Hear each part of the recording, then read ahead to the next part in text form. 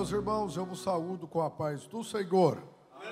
Aproveitando a sua atenção e a sua disposição, a referência é o Evangelho de Jesus, segundo escreveu São Marcos, capítulo de número 8.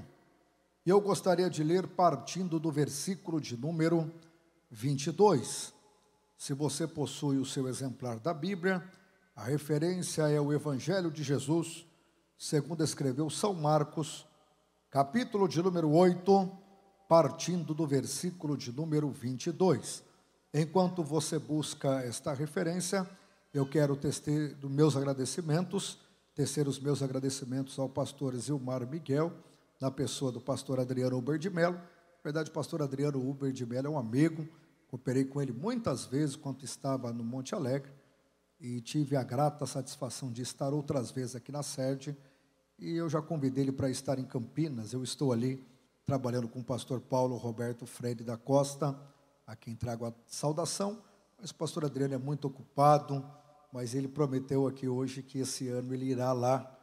Daí o pastor Manuel da Guia, um amigo também, eu tive a grata satisfação de cooperar por muitas vezes na cidade de Camboriú, conheço boa parte das congregações, o estado de Santa Catarina me ajudou muito, enquanto eu desempenhava uma outra função como obreiro itinerante, e eu sempre que aqui venho, tenho amigos, pessoas queridas, que sempre estão próximas para estender a mão, e cooperar em Camboriú é um privilégio que Deus tem me dado. Agradeço mais uma vez ao pastor Adriano Uber de Mello.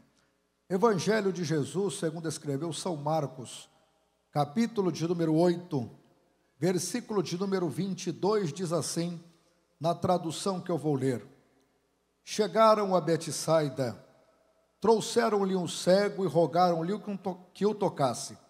Jesus, tomando o cego pela mão, levou-o para fora da aldeia, cuspiu nos olhos e impôs-lhe as mãos e perguntou: vê alguma coisa?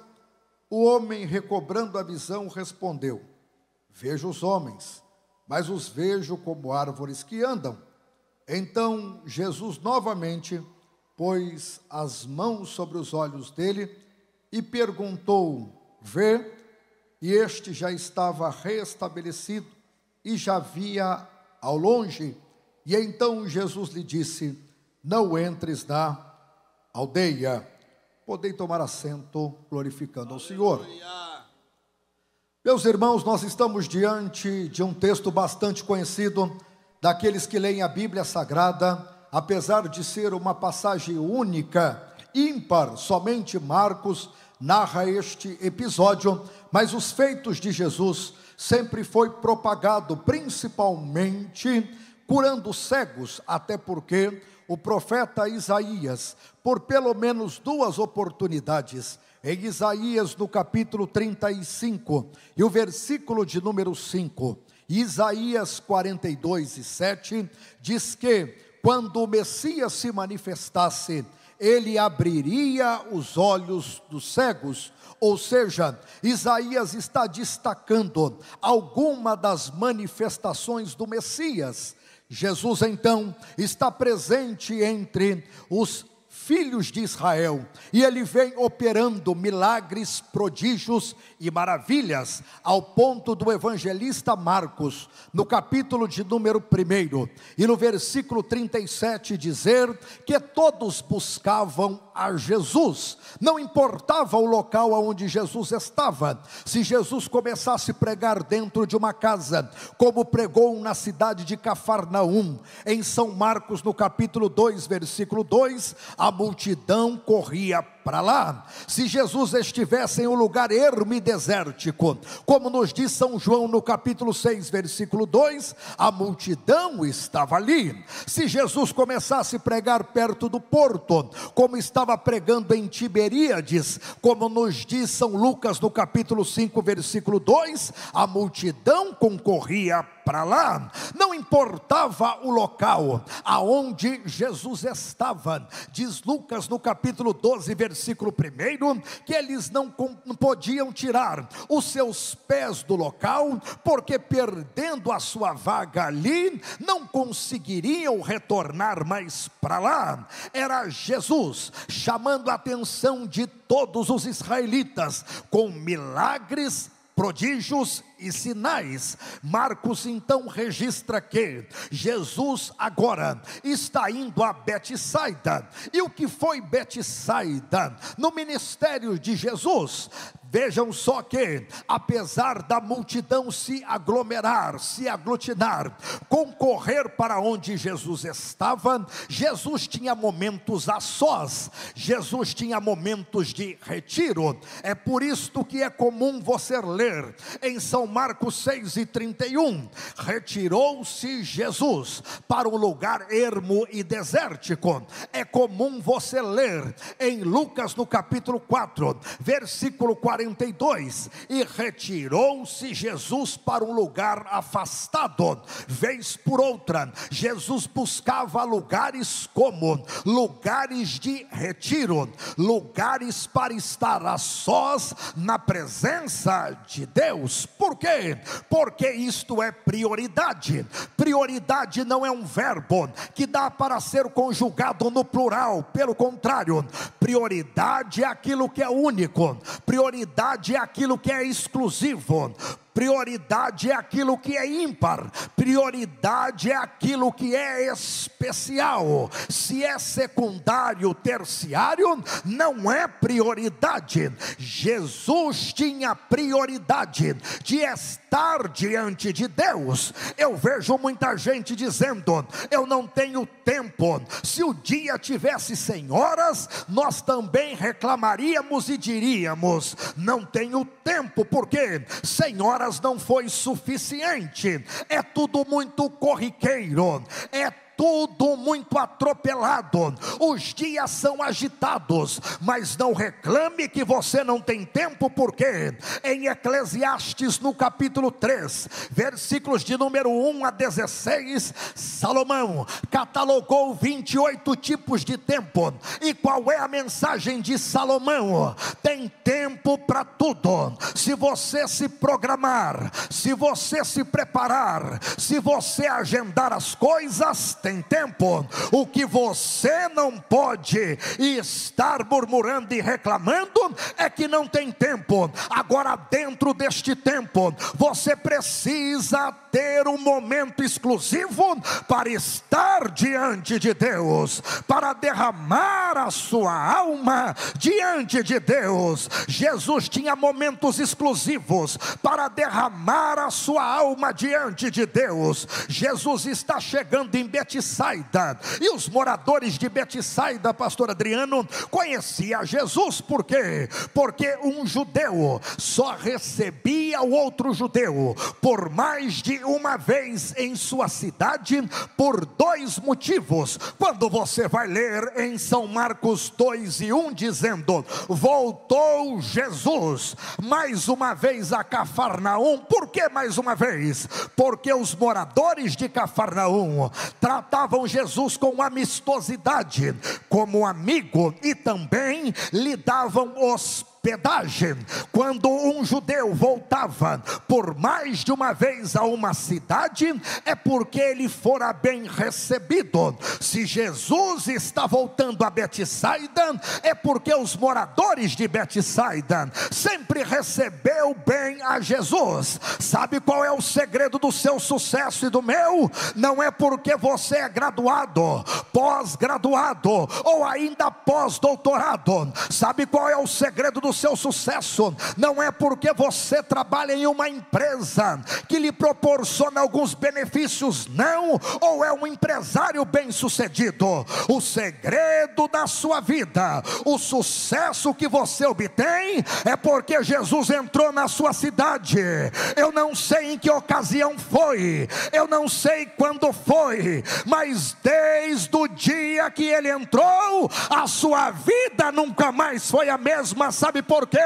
O diferencial na nossa vida é e será Jesus, porque foi Ele mesmo quem disse em São João 15:5: sem mim nada podeis fazer. Sem Ele não podemos nada, sem Ele não temos condições de nada, mas com Ele, diz Romanos 8:31, se Deus é por nós, quem será contra nós? Nem mesmo aquele que nem o seu próprio Filho poupou, não nos dará todas estas coisas por meio dele? E quem tentará acusações contra os escolhidos de Deus? Se é Deus que os justifica, e quem os condenará? Se foi Cristo que morreu e está à destra do Pai, intercede por nós. E quem nos separará do amor de Deus? A fome, a peste, a nudez, o perigo, a espada? Mas como está escrito, que é por amor de ti somos entregues todos os dias como ovelha ao matador.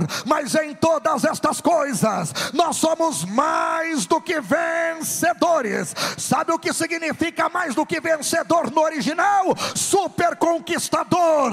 Não tem batalha que você entre e não ganhe, não tem situação que você esteja que você não triunfe, não tem nada em nenhuma outra situação que te impeça. Sabe por quê?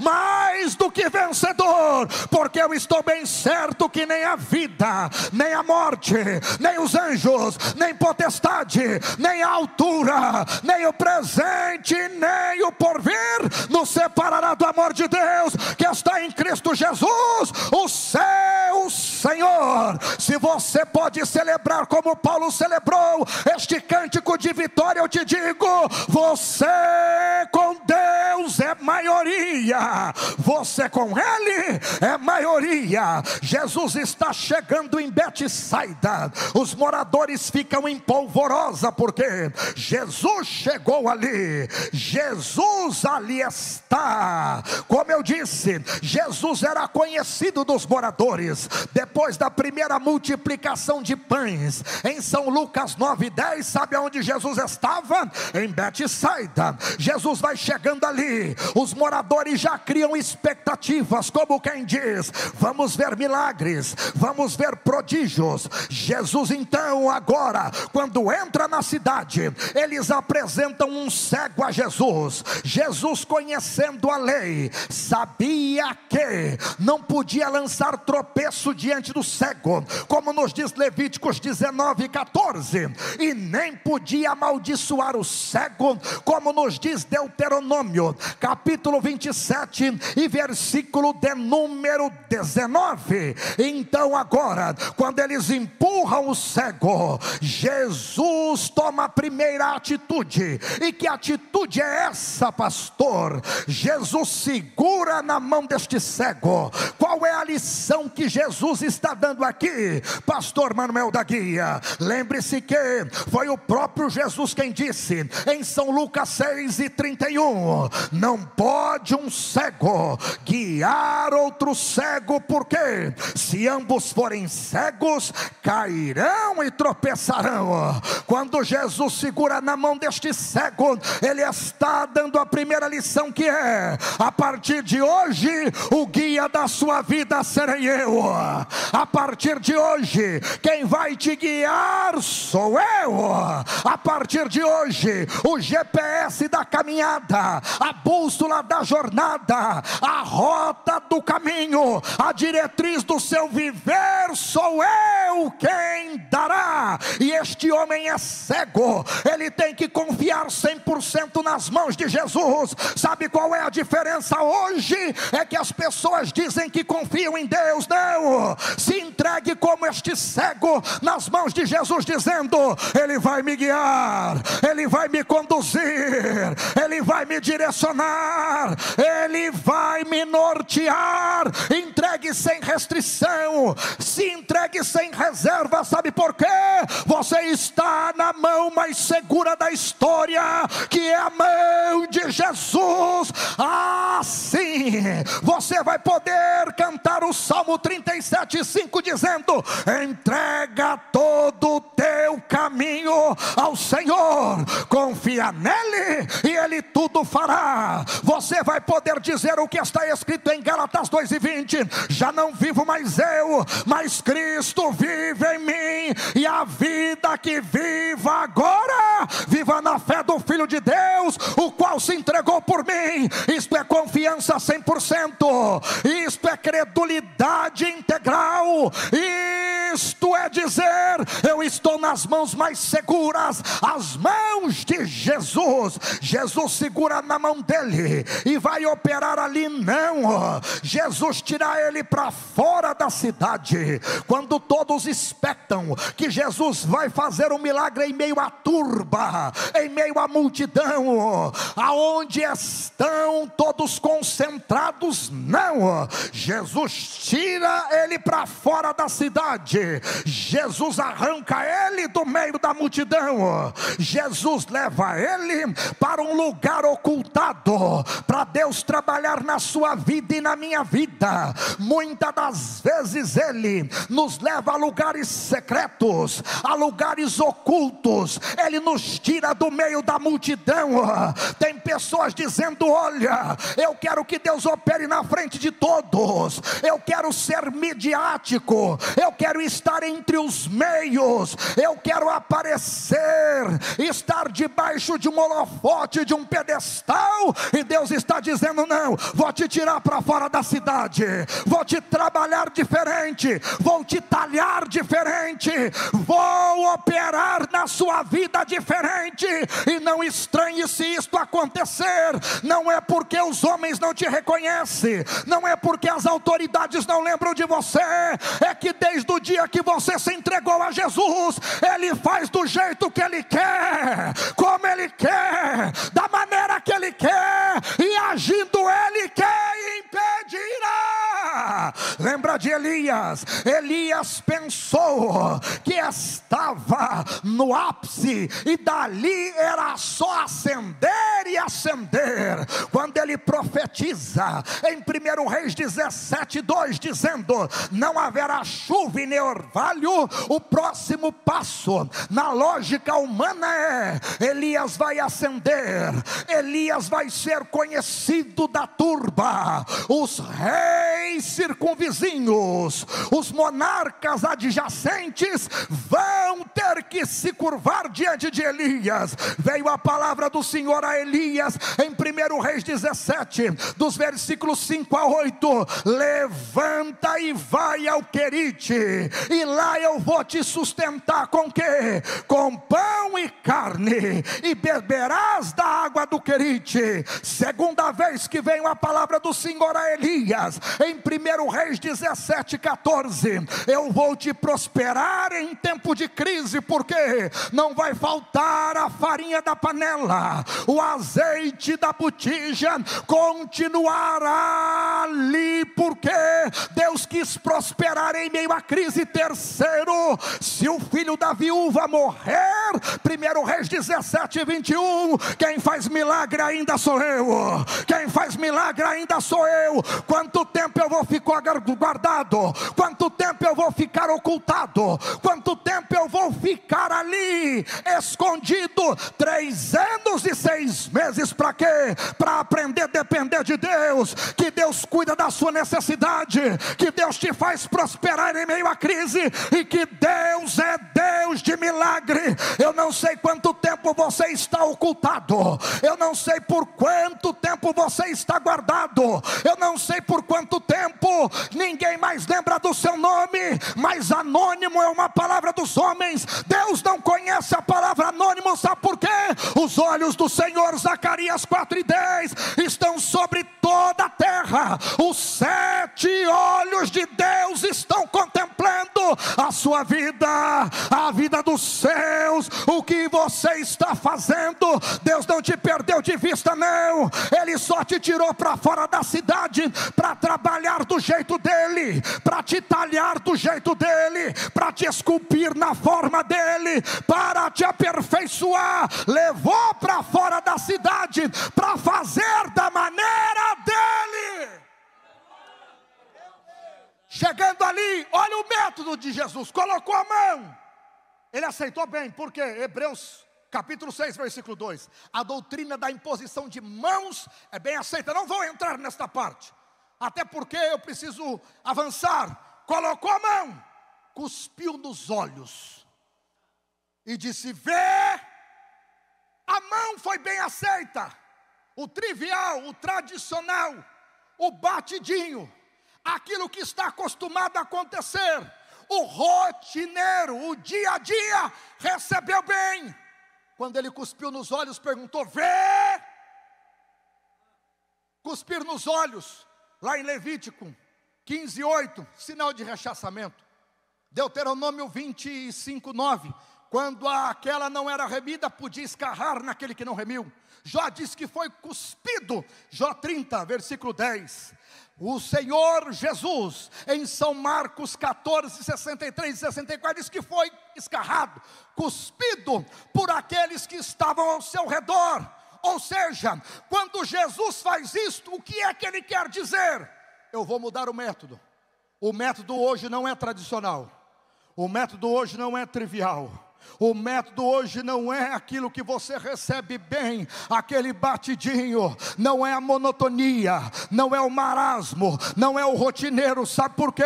Hoje eu vim para mudar a situação. Eu quero fazer diferente, eu quero fazer do meu jeito, eu quero fazer da minha forma. Mas pastor, o método é estranho, o método é esquisito, o método é esdrúxulo, o método é avesso, é antitradicional. Mas quem é que está fazendo? Jesus. Então recebe. Por quê? Porque se é Jesus que está fazendo, deixa ele fazer do jeito dele, deixa ele fazer da forma dele. Pode não ser tradicional, pode não ser trivial, pode não ser rotineiro, pode não ser conhecido, pode ser algo avesso, esdrúxulo, mas é Jesus. Então deixa ele fazer, deixa ele fazer, porque é do jeito dele e não do meu jeito. Lembra a pergunta de Jó 37:15? O que está escrito lá? Porventura sabes tu como Deus opera? Eu não sei, só que eu sei que Ele opera, só que eu sei que Ele opera,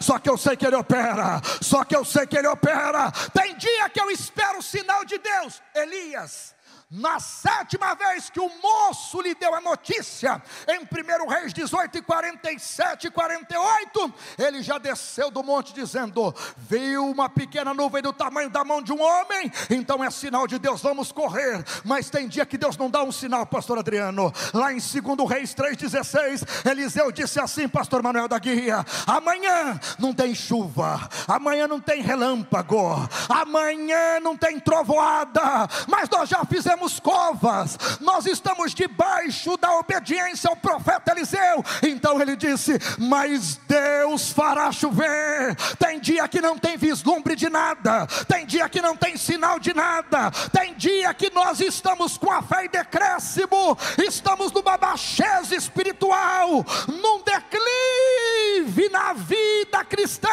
Então ele diz: hoje não tem sinal nenhum, mas eu vou fazer chover, eu vou fazer prosperar, eu estou no controle da situação. Olha aqui, cuspiu nos olhos e perguntou: vê?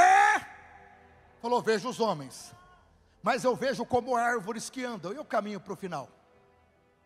Os homens são comparados às árvores, capítulo 9 de Juízes.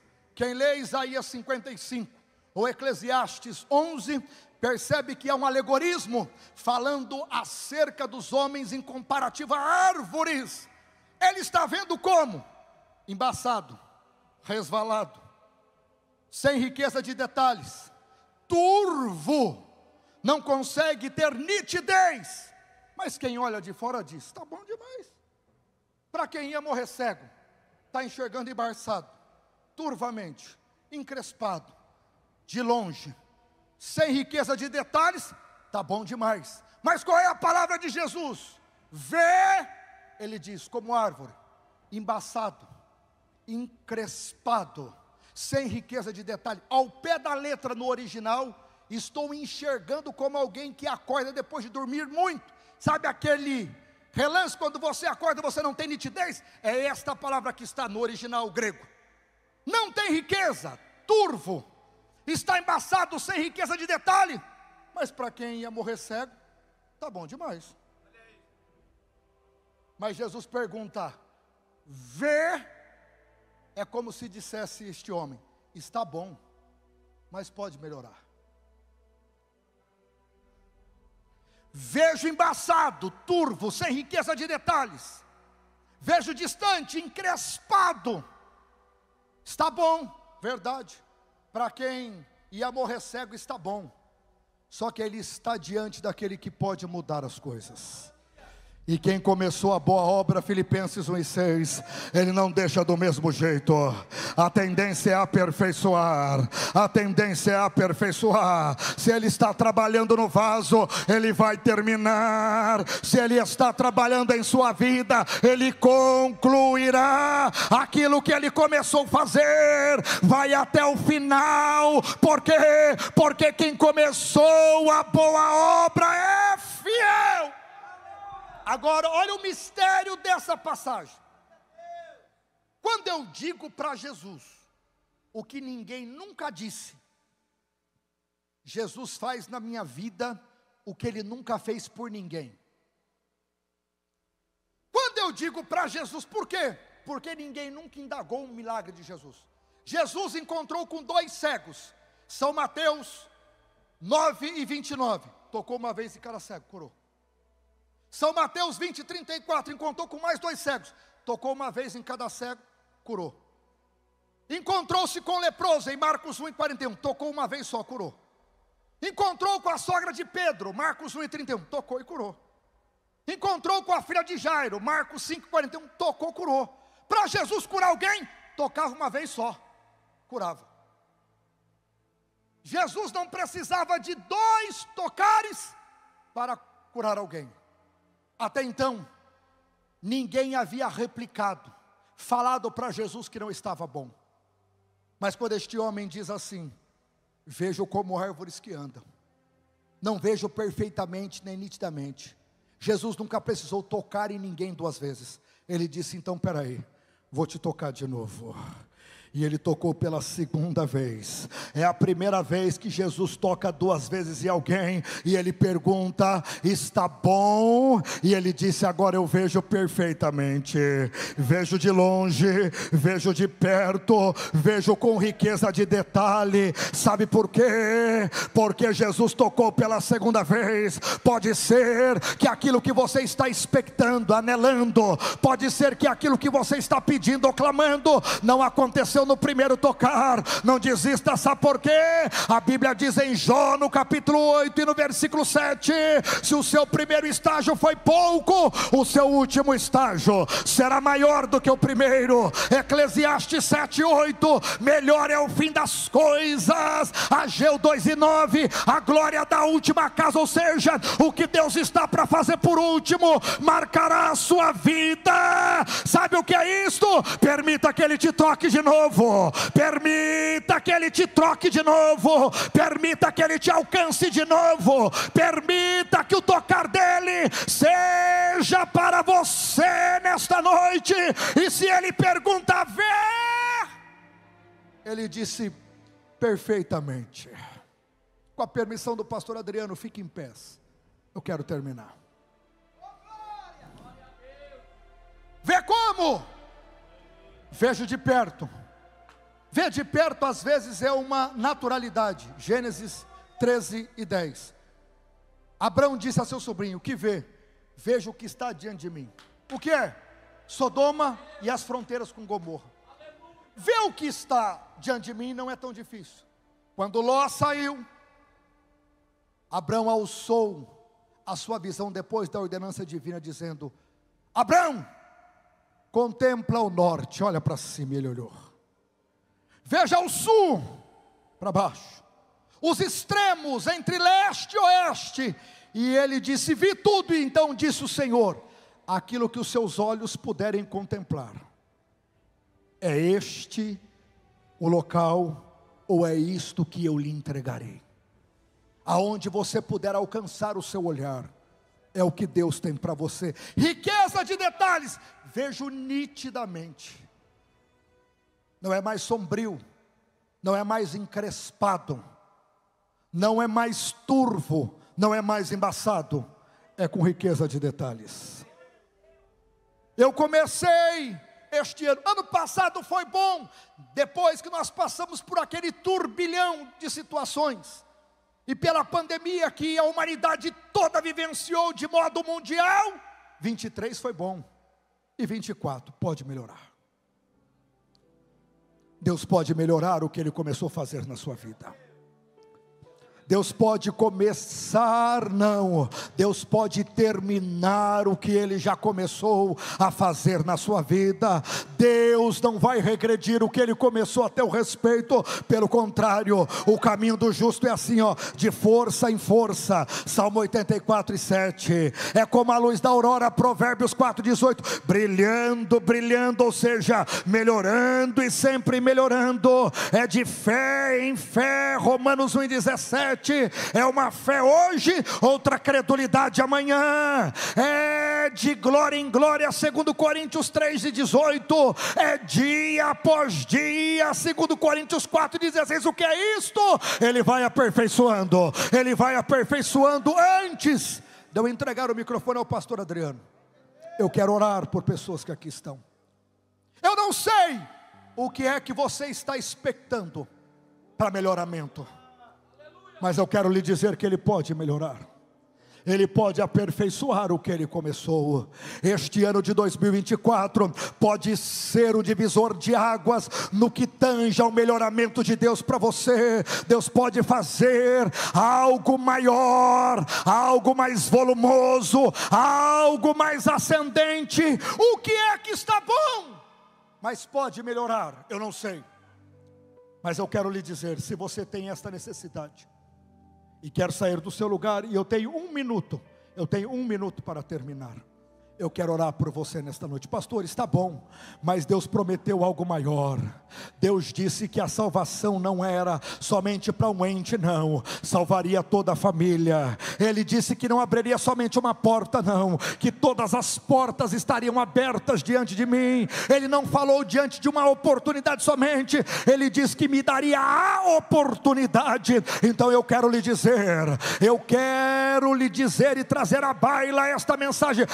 Ele está com a promessa em pé. Ele está com a promessa em pé. Quer sair do seu lugar? Venha rápido, venha para este momento. Olha, pastor, eu não vinha hoje para o culto, eu não estaria hoje na igreja, mas eu fui impulsionado, foi algo diferente que aconteceu. O que é isto? É o Espírito de Deus dizendo: eu quero melhorar as coisas, eu quero melhorar as coisas, eu quero melhorar as coisas. Eu só vou orar depois que você vier. Venha, mas venha com o coração dobrado, venha com a alma derramada, venha com o espírito rendido, venha como um sinal de dependência. Aproxime-se mais, venha mais perto do altar. É perto do altar que você recebe o seu milagre. Venha, venha, venha. Nós já vamos orar, nós já vamos orar, nós já vamos orar. E eu sei que o Espírito de Deus, Ele há de confirmar o que tem dito a teu respeito. Este ano não será mais um ano, será o ano do melhoramento de Deus na sua vida. Feche os seus olhos e oremos.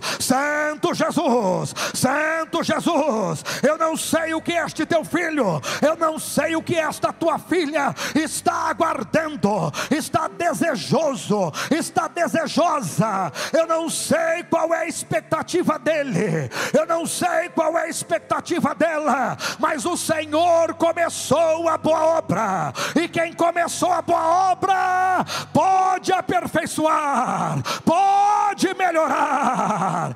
Faze acontecer, porque o Senhor é quem pode. O Senhor é Deus do céu e da terra, o Senhor é Deus de perto e de longe, o Senhor é quem manda em todas as autoridades.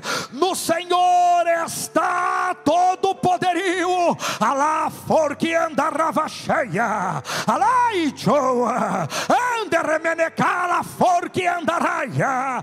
Eu te peço, ó Santo Jesus, eu te clamo, ó Santo Jesus, esta enfermidade seja neste momento agora banida deste corpo. Neutraliza esta doença, vai embora toda esta enfermidade enfermidade, repreendo em nome de Jesus, em nome de Jesus, em nome de Jesus, em nome de Jesus, desde o alto da cabeça até a ponta do pé, para este teu filho começar diferente, estes primeiros dias do ano, neste 11º dia do ano de 2024, haverá melhoramento da tua parte, melhoramento da tua parte, Deus, no nome de Jesus, no nome de Jesus.